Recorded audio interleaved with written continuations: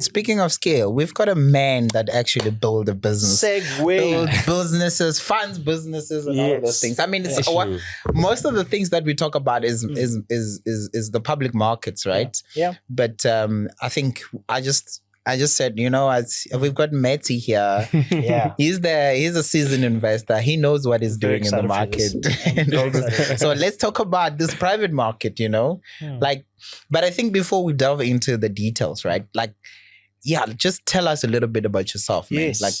I'm so excited for this. Yes, I'm excited. I know you. We've been mates since 2014. Yeah. So it's a decade now. It's actually it's a decade. It's a decade. Wonderful. What a full circle, man. I mean, in an accounting class. In accounting class, in maths class. We sat next to each other in maths. Exactly. Yeah, I think so. Yeah. Even in maths tart. I remember when maths, that's what I'm talking about. The maths tart. We are. Yeah. UCT things, eh? Sorry to exclude you. I might just take your position now on the podcast. No, it's true. But just tell investors a little bit about you, what you do, and the likes. Yeah. Okay. Cool. Thank you for the intro and thank you for bringing me. Yeah. I am Mathew. Born and raised in Mafikeng in the Northwest Province, and then after I finished matric, I went to ECT to study a BCom accounting degree, which I absolutely did not want to do. And I don't know if I told you this, but I never wanted to do accounting. But the only reason why I did it was because I got funding to study accounting. Right? Awesome. I actually really wanted to do something else. I wanted to do engineering, but look, nobody was going to give me. They said I was too. I'm not an engineer. I don't look like an engineer. So they said Anyway, so I sort of had to find my path. Also, not a lot of people from my school went to UCT, so I met lots of friends. I made a lot of friends at UCT. Yeah, lots of good memories. And then I went as far as doing my PGDA, which is I was like, you know what, I'm actually try and do the CA thing. I went as far as doing PGDA, and then I went as far as so I thought I was gonna do the CA route, and then I got into management consulting. So I went to the Boston Consulting Group, which for me was something I tried to work on for a while, right? I was like, if there's a way I can escape the accounting thing, maybe it's gonna be consulting, right? If not, I'll try and do the accounting thing. So I tried, did a lot of interviews, didn't really go so well the first time, and then sometimes when you're a lot more seasoned and you put the pressure off yourself, it works out. So I ended up getting in at the Boston Consulting Group. Actually, that was the firm that I didn't actually apply to. I thought I wouldn't get in. Wow. Because it is very competitive. It is. Especially fresh from varsity, very competitive. Yeah. Somehow, I don't know how they did it. They trusted me. So I ended up doing that. And then at the time, they were like, no, we don't have a CA program, but maybe we'll have one in 2-3 years. So I still wrote my first board exam. And then life just happens, work just happens. My first project, I was on a mining site for 3 or 4 months working as a miner. I was like, yes, I finally get to be an engineer. And all these things. And I forgot all about the CA stuff, everything. I forgot about it. I was there for almost 4 years. And then I sort of remember I was going to thinking about, actually 2 things happened. One was during COVID years, all the markets sort of crashed, right? Correct. That's the time when Nico made millions. Exactly. So it's interesting because I was thinking about how in life you come full circle though. Yeah. Because it was around that time. Yeah. And I was like, I was very much save money every month and build that.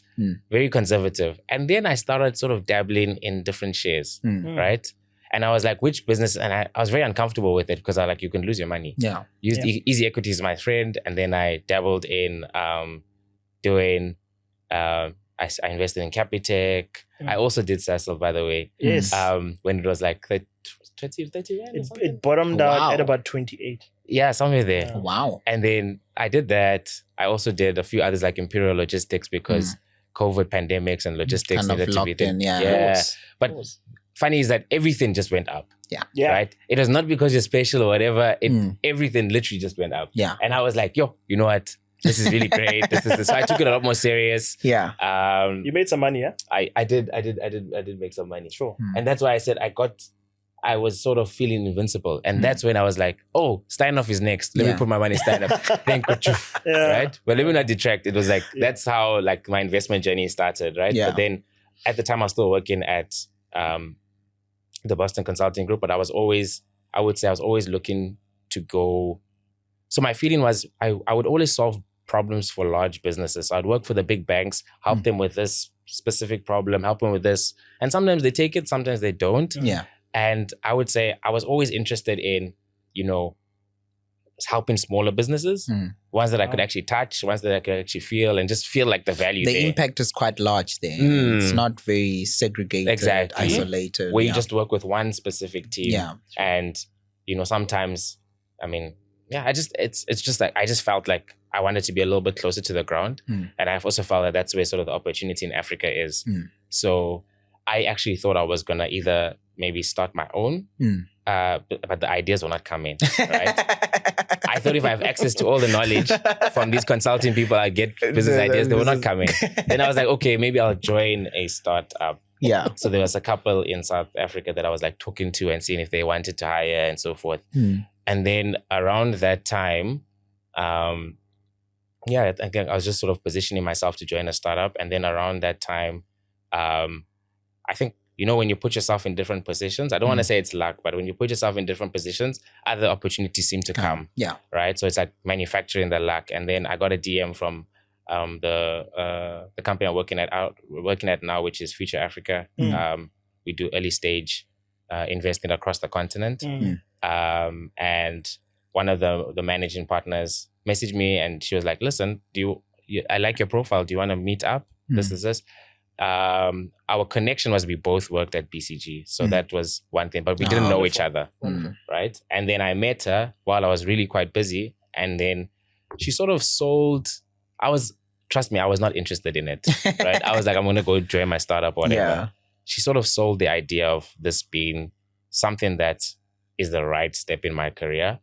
And when I joined, I actually joined to sort of look after, it was like chief of staff to look after the portfolio companies because we had like 80 portfolio companies across Africa. 80. So look after them, give them strategic support and so forth. And I was like, yes, I'll learn about startups and then I'll learn how to build my own business. So that it just made sense. Yeah. But then when I joined, again, the markets now went down again. So now we couldn't raise capital. We couldn't do so many things. And then for some reason, I just sort of became best placed as running in the investment side. So literally choosing the businesses, evaluating some of the startups. I got plugged in and then sort of my role got shifted to now managing the investment team. And that's where I am now. I've been the head of investments for Future Africa's fund. We're targeting to raise like a $50 million fund. Fundraising is still very tough. And I'm the head of investments. I've been doing that since the start of last year. Invested in, I think 12 companies, deployed maybe, I think $5 million in those companies. So a lot of money. Yeah. Awesome. Also a lot of responsibility. Awesome. Some are doing really well, which I'm very proud of. Yeah. Some are lessons. I'm not saying that they're... It's good that he puts it as a lesson. Some are lessons. Some are lessons. It's not bad investment. It's lessons. It's lessons. It's lessons. We don't know. Yeah. Because the company, they haven't shut down. Yeah. So true. I'm not going to say anything. You still can try some few things to actually salvage the business. Yeah. And that's where I'm at. So